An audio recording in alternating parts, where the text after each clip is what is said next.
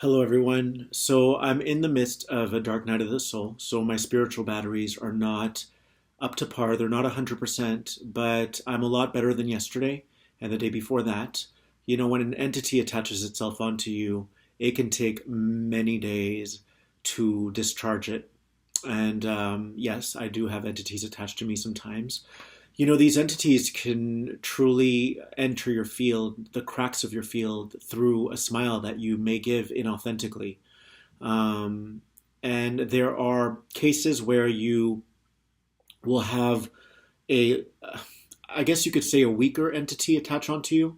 And then there are times when it will be like a beehive where they see an opportunity, and because you're a strong person, the second that they're able to trigger your weakness, and they will try to capitalize on it. So they very much gravitate to you as if a bee was gravitating to pollen.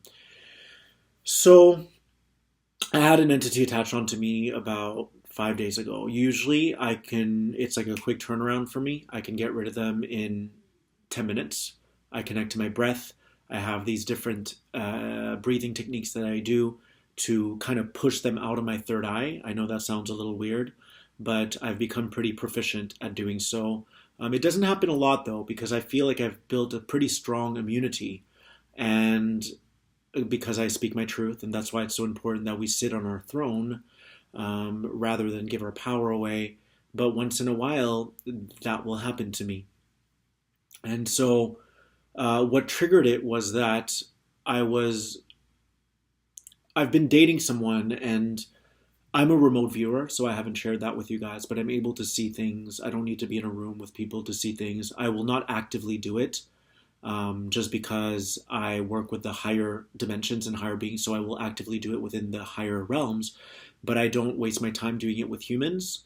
However, we all have a crystal technology that is around us. You can think of it as your Merkaba, or you can think of it as a crystalline structure that is able to grab information.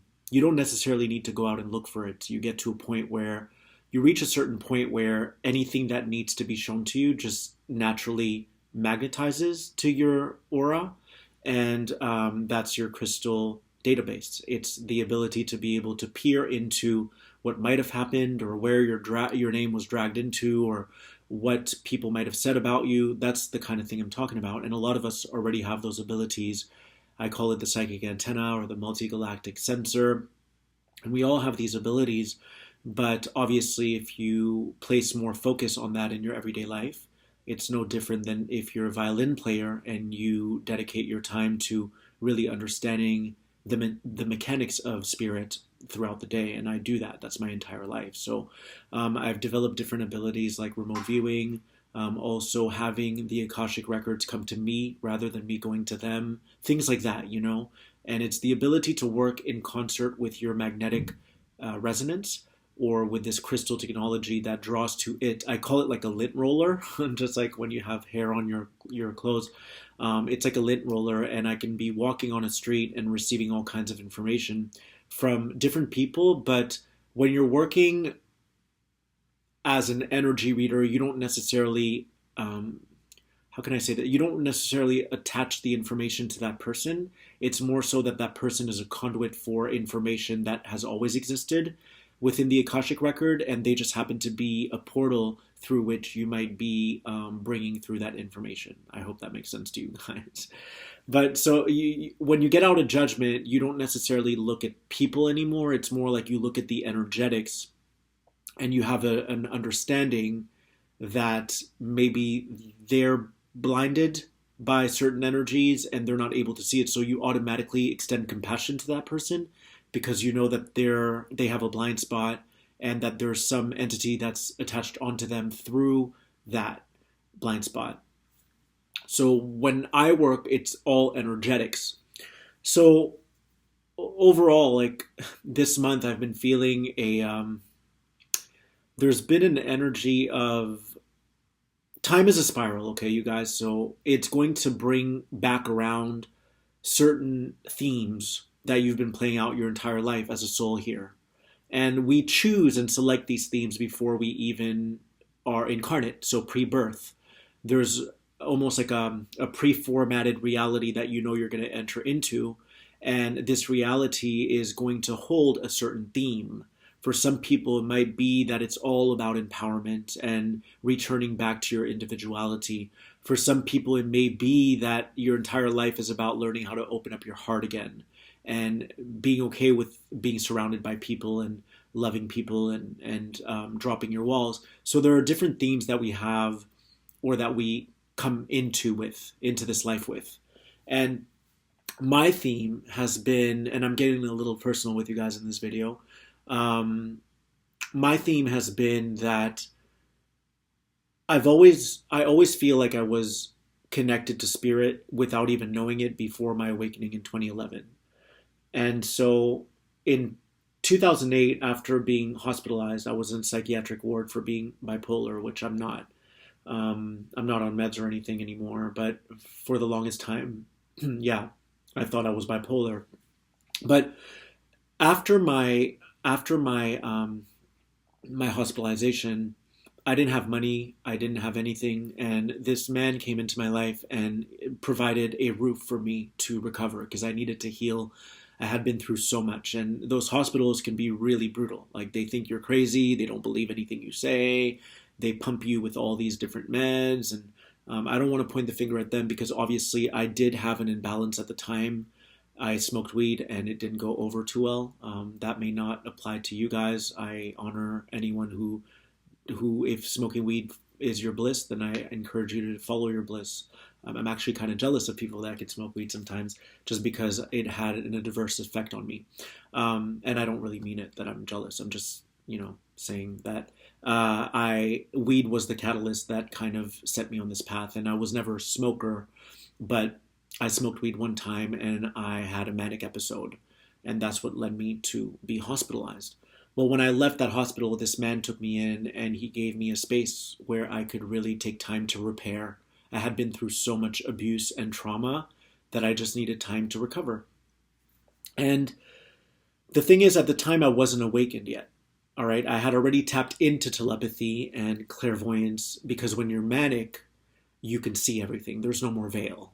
So if ever you come across someone who's schizophrenic and they're talking to spirits, or they're bipolar and they're telling you all the codes that they've cracked about the universe, they're right.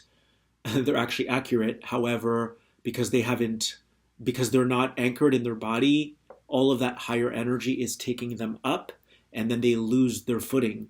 So they're no longer connected to reality. They're connected to another dimension or another plane of existence, which is what happened to me. But I remember every detail of when I had a psychotic episode. I actually had 3 because I kept trying to smoke weed because I wanted to re-experience the magic, and that didn't go over too well either. But my point is, the veil was fully lifted for me, and I saw everything. But when I came out of the hospital, I was pumped with so many meds that all of that electromagnetic activity in my brain was completely shut off, because that's what those meds do, like lithium and all these different drugs. So I knew what I was what I was capable of. I knew what I was capable of, but I wasn't connected into source anymore. I was depressed. I was miserable. I didn't want to live anymore. This man gave me a roof, and I'm going to try to keep this portion of the story brief just because I want to get to the point. And the thing is, even though I wasn't consciously connected, I was still connected, in that he would make me out to be like the bad guy to his friends. He would call me a hustler, or his friends would call me a hustler, and he would say that I'm using him and all of this. So he played 2 sides of the coin. He genuinely loved me and wanted to provide the space for me. And by the way, we have no more issues. Like, this person was in my life 8-9 years, and I cleared most of my karma with this person. So I'm very grateful for that experience. And and also I didn't get to choose at the time because I had nowhere else to go, in a way. From the mindset in which I was operating at the time, I had nowhere else to go. So I see how universe, God, source played a part in that, and how that was meant to happen, because we both excelled in clearing our karma. But anyways, he would paint this picture of me being this hustler, almost like a prostitute, which was so far from the truth. And so anytime I would get around his friends, like 2 of his friends tried to beat me up one time. this other friend bullied me all the time. I would see her at the gym every day and she wouldn't leave me alone. And it was very painful for me. And the thing is, even when I wasn't in the room with them, my psychic antenna would come online and I knew everything that was talked about in that conversation. So when this person would come home, I was like, why don't you protect me? Why don't you protect my energy? Like, I'm suffering here trying to heal, and you're only adding to that. You're compounding that by making me the bad guy. And I used to tell him, like, we need to be a team. We need to love each other. If you're going to do this for me, do it from the goodness of your heart. And he never got it, which is fine. Now I think he gets it. He's not in my life anymore, but I have nothing but love for this person. So I don't want to make him out to be a bad person. You see, the thing is about our traumas is they can be the driving force. They can drive your vehicle. So you could genuinely want to help someone, but if you're still wanting to be put on a pedestal or wanting to play the victim, that trauma is going to play itself out in your other friendships because there's still a split in your mind. So it's a fragment. And so I don't take it personally that he did that because I understand now that that particular trauma was overruling his system. And he thought that he had to talk about the negative things or to be liked by his friends to gain approval from them. And I get that. You know, we do things sometimes because we think that that's the only way that we can build connection and fellowship with people. And it's not. Like, if you're having to speak poorly of someone or badmouth them behind their back, and then every one of your friends is along for that ride, well, you're attracting to you the frequency that you carry. So those friends are probably not for your highest good.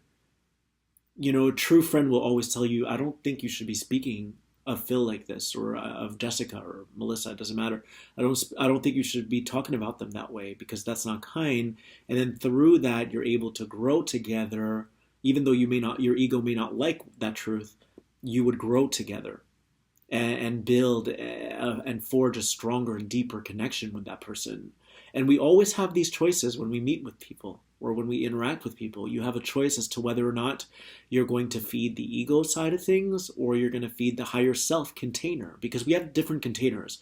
We have the ego container, we have the soul container, which is your individual mission and your own records or whatever Akashic imprints you're still holding in your field that you need to clear at an individual level. And then you have your oversoul container, which is like, that goes beyond your perception. It has to do with all the different beings who are assisting you, and you guys are in this together. And even though you may not want to terminate a relationship, you have your guides over here saying you need to, because otherwise it's going to hinder your growth and it's going to block you from becoming all that you are and fulfilling the mission that you signed up for before you became embodied in this physical incarnation. So there are so many different, that's why I tell people, like, I don't ever really give a short answer because I respect my craft too much to give a linear answer, because there are so many different cooperative components that are part of this fold of information and that are part of your divine record. There's the soul, there's the ego, there's the higher self, there's the oversoul. There's so many things that weave into this tapestry of consciousness. So anyways, I never felt safe for 8 years with this person because their trauma was overriding, in a way, their love for me. So rather than focusing on the love, they were focusing on getting energy from their friends through the victimization. And we do this a lot. We don't realize that when we're operating within a carbon-based structure, we're looking for energy, we're not looking for love. And when we're operating within a crystalline structure, we are not interested in taking other people's energies because we wouldn't have attained that particular state of consciousness had we not found the light from within. And when you are connected to that crystalline structure, then you're not even looking for love, you are love. And then you're here to be a conduit for love, an ambassador of light, and you are always holding people accountable, you hold yourself accountable, you don't make exceptions because you already know that if you make an exception, that's going to backfire. because you're either trying to please someone, you're trying to seek someone's approval, you're putting on a facade. It's all that phony carbon-based stuff. So that's an older, archaic system that we're now signing out of. It's like Facebook, sign out, you signing out. So I know I'm going all over the place, but I think I'm remaining on point. So I never felt safe. And you know what the nine are always showing me is that safety is the most important thing that we need as a collective in order for us to expand as beings. Because so many of us have had lifetimes where we took advantage of each other, all right, where we killed each other, where we stole from each other, where we betrayed each other, where we were unfaithful to each other, all of these things. And so there's a lot of trauma that's been imbued within the grid lines of the planet. And part of our soul mission here is to clear those particular grid lines, or to clear those particular records from the planetary body of Gaia. We are kind of scrubbing her body clean. So a lot of what you deal with at a singular level as an individual is yours, and from a different viewpoint, it's actually just the assignment that you agreed upon that would enable you to help the planet evolve through the clearing of those particular energies that were there way before you came to this planet, way before.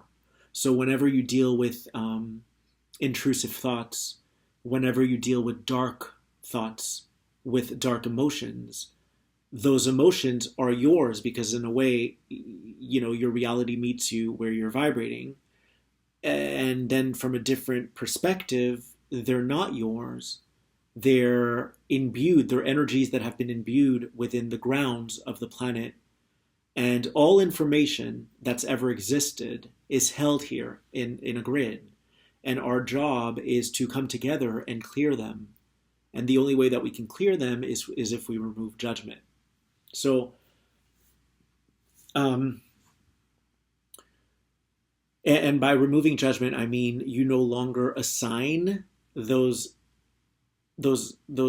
frequencies that you're able to pick up on people to people. You just see it as like, oh, this person got hoodwinked, or this person got infiltrated by a reptilian force, and they're not even aware of it. And so now they're just kind of asleep spiritually, or zombified, or they're minions. So whenever people gossip, whenever people engage in drama, that's not really who they are.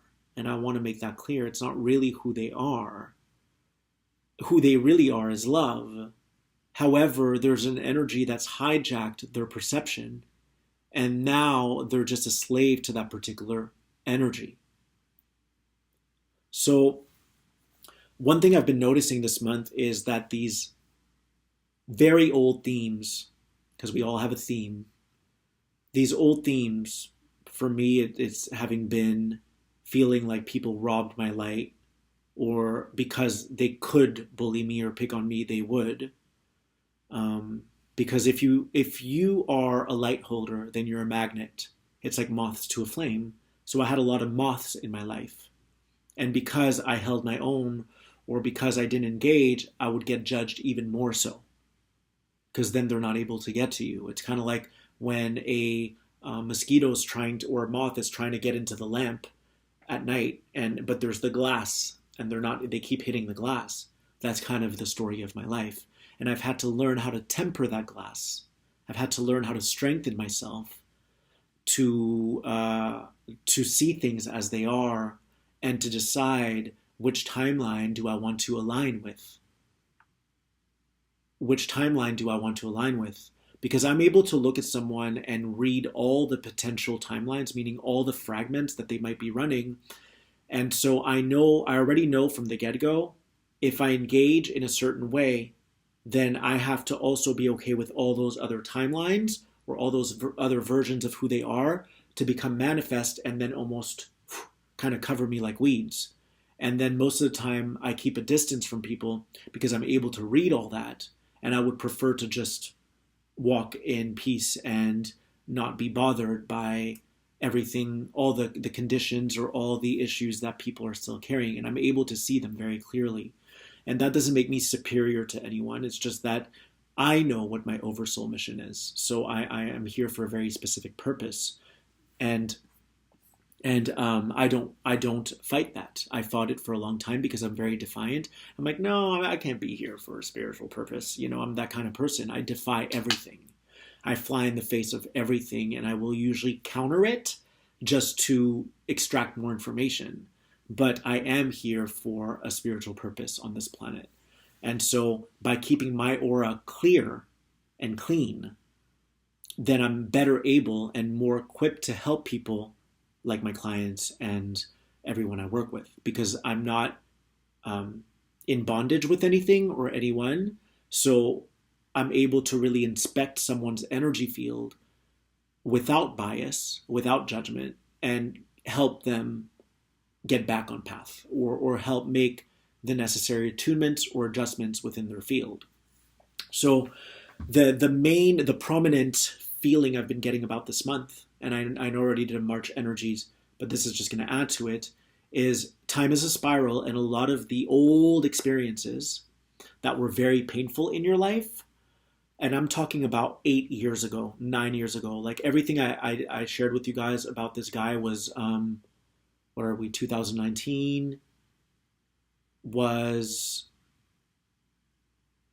probably 8 years ago, 7 years ago.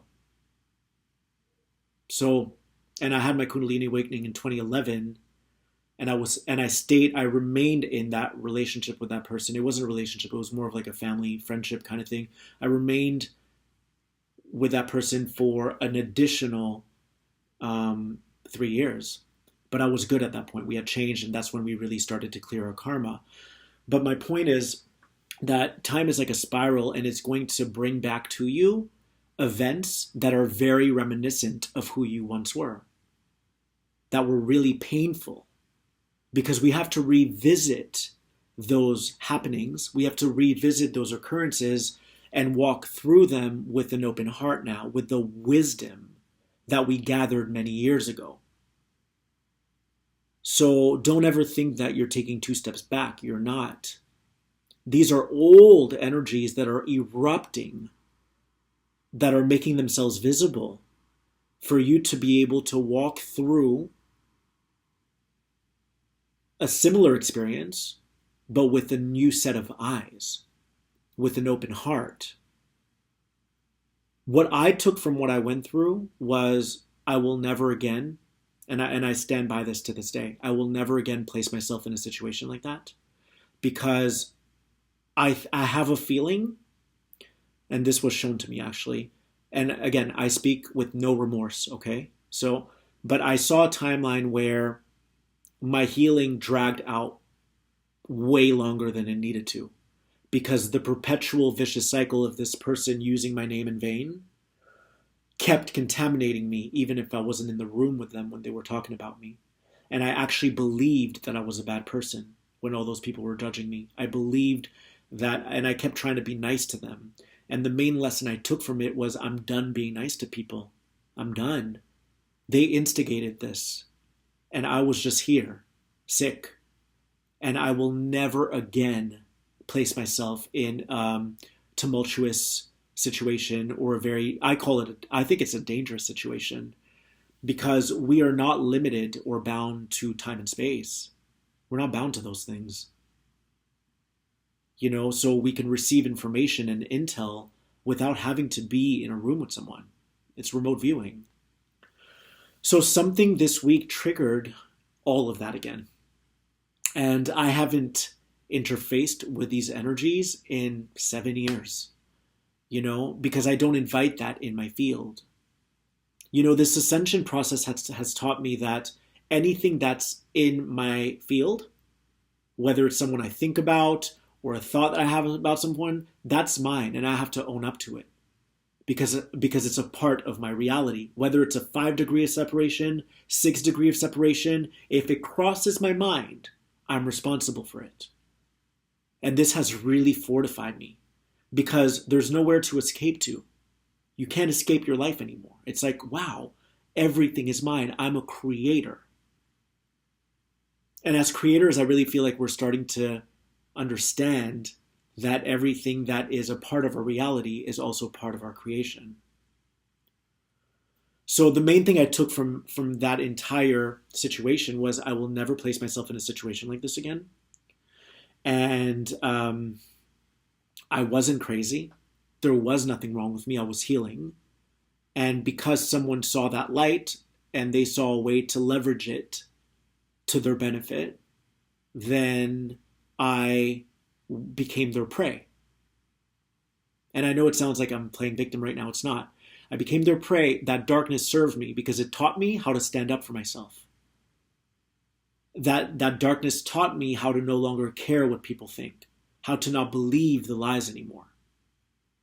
And all of this became very clear to me in 2011 when I awakened. That's when all of my abilities came back to me.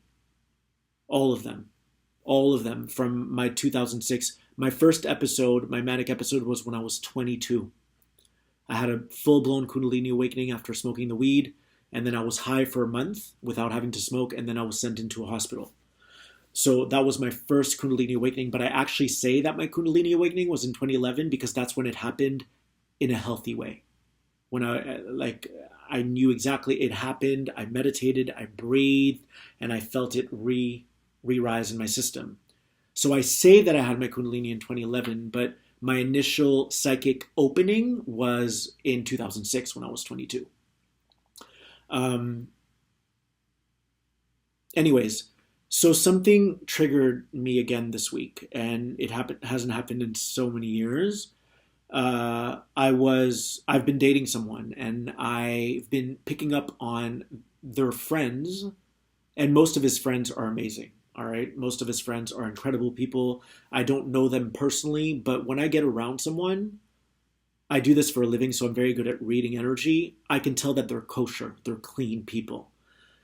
But then there are two people in the group who are in cahoots with one another, and they gossip all the time. And this was confirmed to me when I asked this person that I'm dating, do they gossip a lot? Like, what's their, yes, they gossip all the time.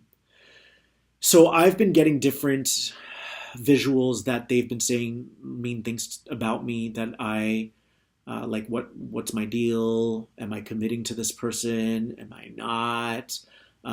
Anyways, I've heard all the conversations in my head, and a lot of things were said that were not kind. And I will never start anything with someone because I operate from my heart. If they start with me, though, they've done that. So I just become a mirror at that point.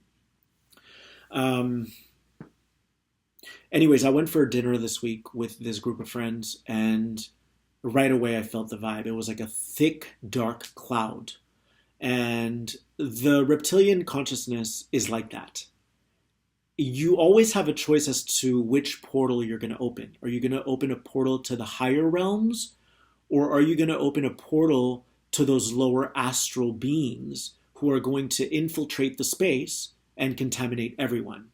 And I actually see this with my third eye as it's happening. I also see it like when you're having a problem and you're spiraling out of control, and then you call your mom or your best friend, and then it affects them, and then that person feels bad, and then it kind of grows like a fungus.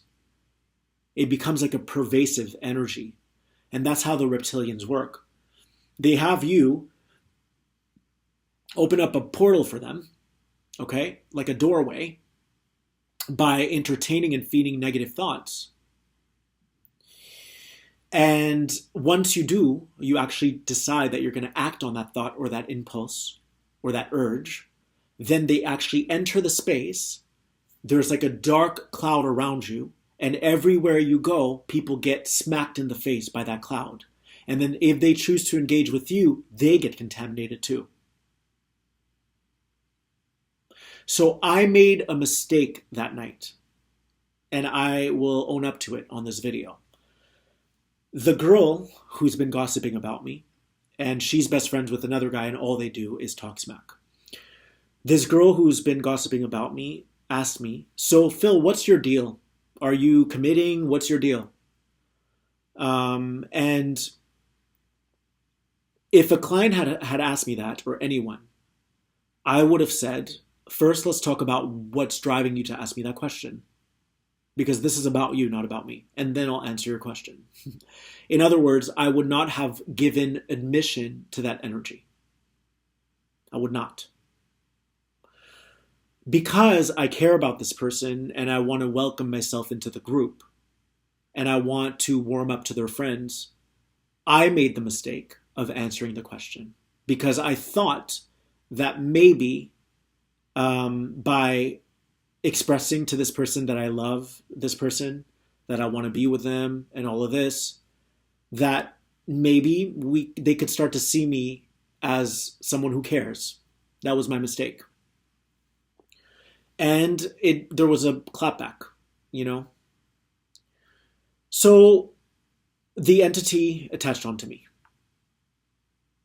But it's good that it did, because my theme, my soul theme, which is like you don't let energies in, you remain in the unbiased, you remain neutral. This way you can be the best energy reader you can be, was strengthened.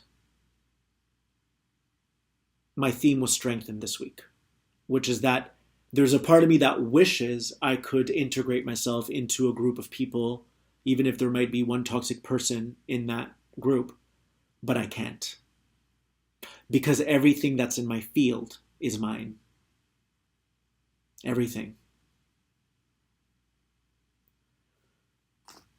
So then the person I'm dating had a gathering the other night, and I've been getting so many messages from my guides. They've been saying to me, Phil, you're on a mission that's very particular. We need you to serve your soul, but we also need you to serve us, your oversoul, because we're in this together. And I explained to this person that I'm dating, I don't feel comfortable coming. My safety is important to me, and we'll get back to the safety in a minute.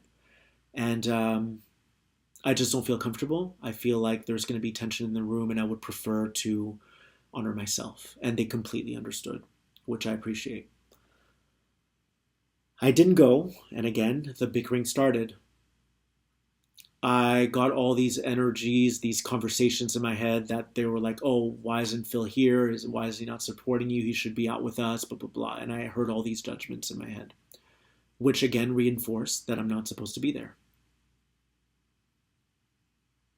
I wish most of you could understand, and you probably do, that you're perfect as you are. There's nothing wrong with you.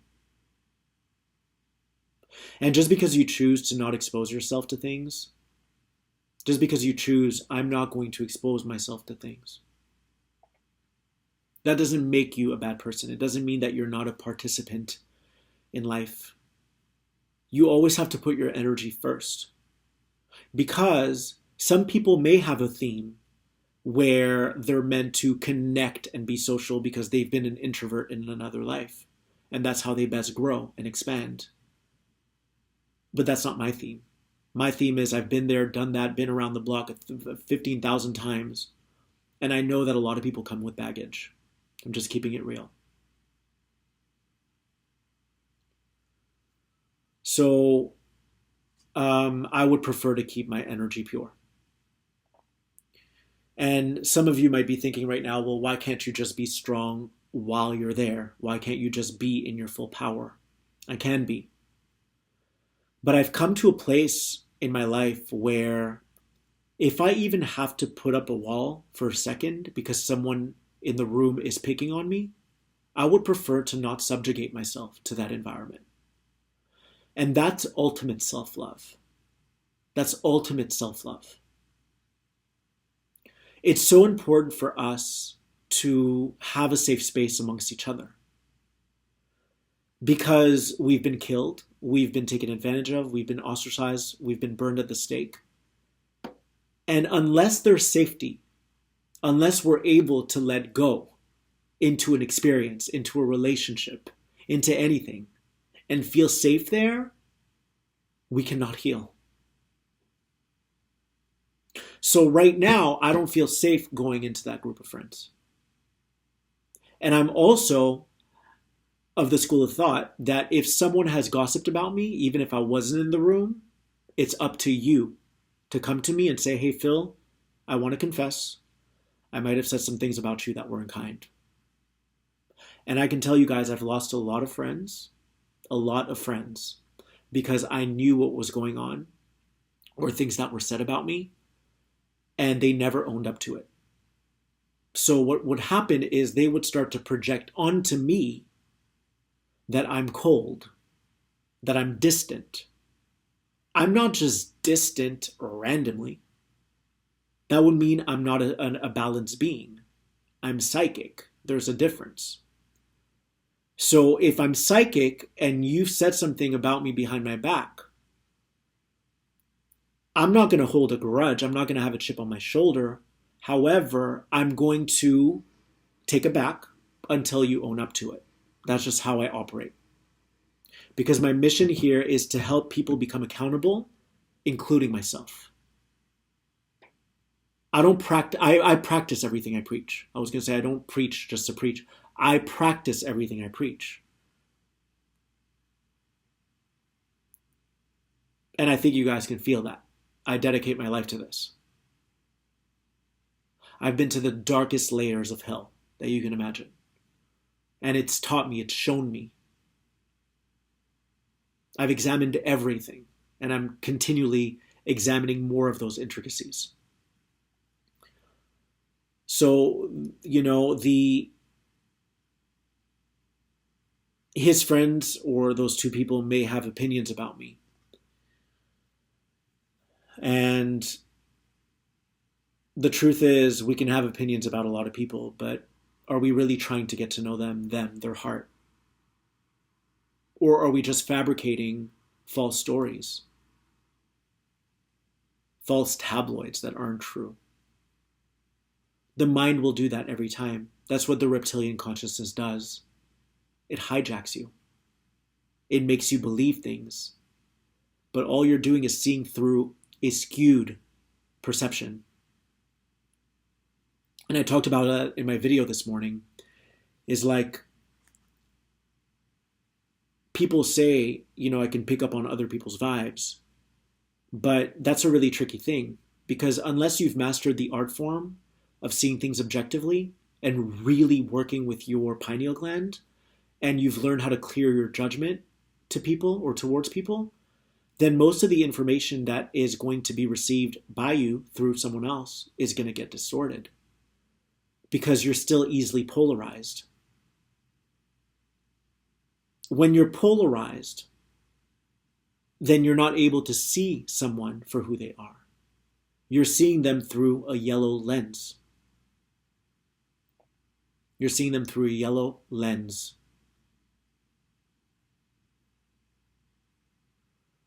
When you're in a space of neutrality, and that doesn't mean that you don't have any demons or issues, it means that you are constantly allotting time in your everyday life. It's a devotion to getting out of your own way when it comes to information that you're picking up. And you're also able to analyze your triggers and recognize, I like that. You're able to recognize where you still hold judgment. Once you clear that judgment, you have a better view of what's going on. You can read the energy more accurately. And then you're not coming from a biased place, you're coming from an unbiased standpoint, which is what energy readers are here to do. We read energy objectively, which means that we're not easily polarized. We've learned how to live in a space of neutrality, where you sincerely don't judge people, but you can see that, if anything, they've been manipulated by a dark force, by a dark wizard that is non-physical. There are non-physical beings all around us.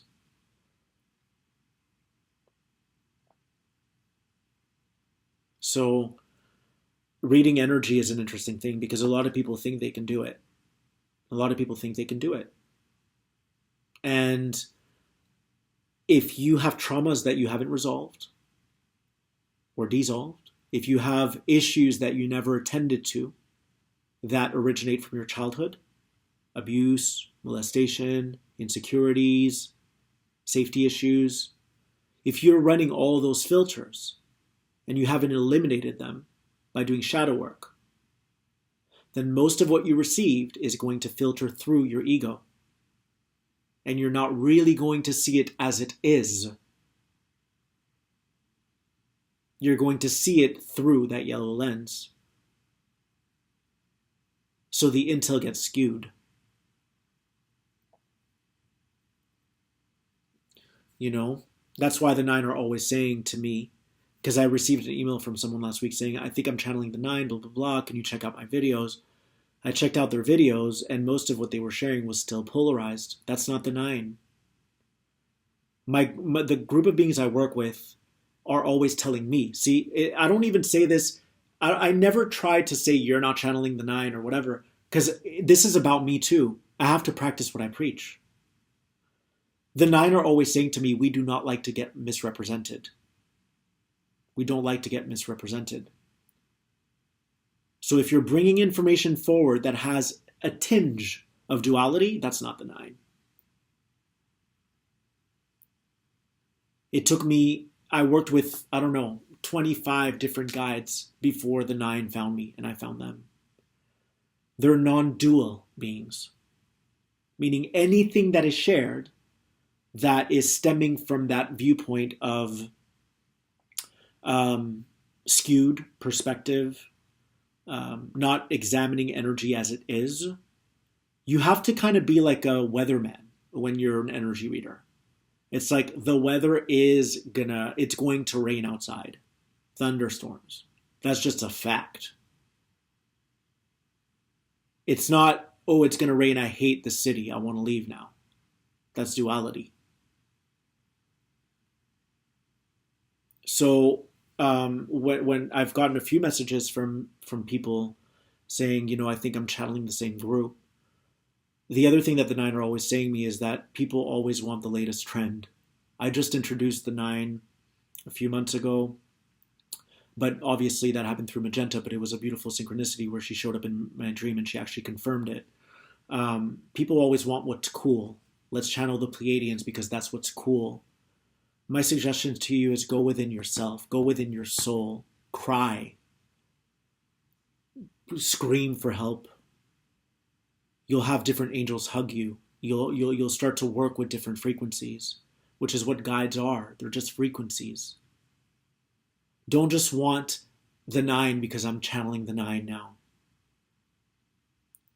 That in itself is being polarized. Go within yourself. Find you, connect with your higher self. Draw to you the guides that you need right now. Michael was the main one who taught me everything about this bullying stuff. He taught me how to slay those demons, how to say, I'm not playing your game anymore. Sorry, I'm done. I'm exiting. I'm forfeiting this game. That was the entire lesson I took from that 8-year cycle with this man who used to use my name and drag it into conversation. And then his friends saw me as a hustler and they tried to beat me up and all this. I had to learn through Michael how to sharpen my sword. And by slaying, I don't mean it in a mean, violent way. It's like I'm no longer engaging in realities that don't serve my highest good. I'm done. I'm done. It's an instant done. I'm closing the door on that. And even if I see you, what's up? I'm not going to just smile and be polite. No, I've already closed the door on that. So the reason why I've been going through a dark night of the soul is because all of this came to a head. All of these old energies that were so reminiscent of what I once dealt with came up again, and I understand why they came up. Because I wasn't meant to attend that second party the other night. And in the past, I would have kept going, kept trying to make it work with these people. And now I know better. So that loop doesn't have to last forever. It doesn't have to last 8 years. It's come back around so that I can temper myself, so that I can really be even more committed to my mission and know where I stand on this path. It doesn't matter who you're dating. It doesn't matter who your family member is. If there is something that you're walking into a ring of fire, if there's something, a lion's den is a better word. If you're walking into a lion's den and your safety, you can already sense beforehand that your safety is compromised, do not go. Don't go. That's self-love. It's saying, I no longer want to participate in realities that remind me of who I once was. Was is the key word. And that I'm no longer.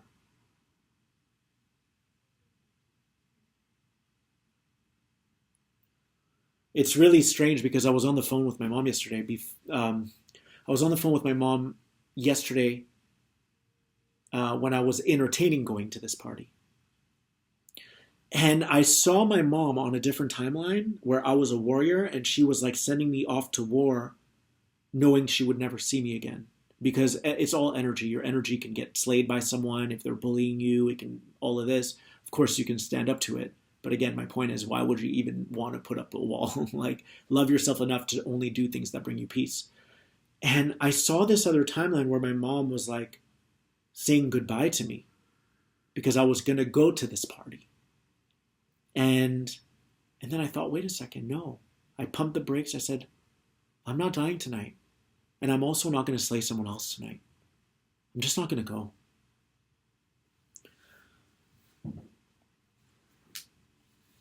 So that's my message.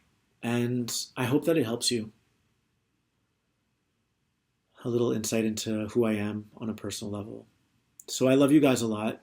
And I thank you for donating, by the way. I thank you. And I'll tell you why. Because your donations have allowed me to reduce personal sessions, and I'm still going to take personal sessions, but to focus more on free content.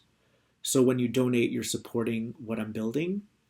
You know, there's times where I can easily be doing a webinar, and my webinars do really well, financially, I mean. And I say to myself, okay, I'll do that webinar, but right now, in this moment, I feel like doing a video for free.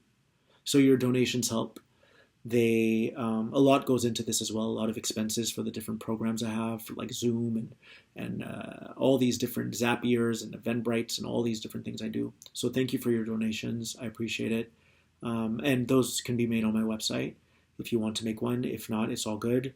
And then what else? Thank you for subscribing. Thank you for subscribing. It means a lot to me, and sharing and commenting. And I'm so grateful to have a family with you guys. And hopefully what we can focus on the most is creating a safe space for one another where we can share what we're going through without judging each other, but rather seeing it as like we're bringing up an issue that was imbued within the grid lines of the planet, and we're working together to clear them as a team. All right? I love you guys so much.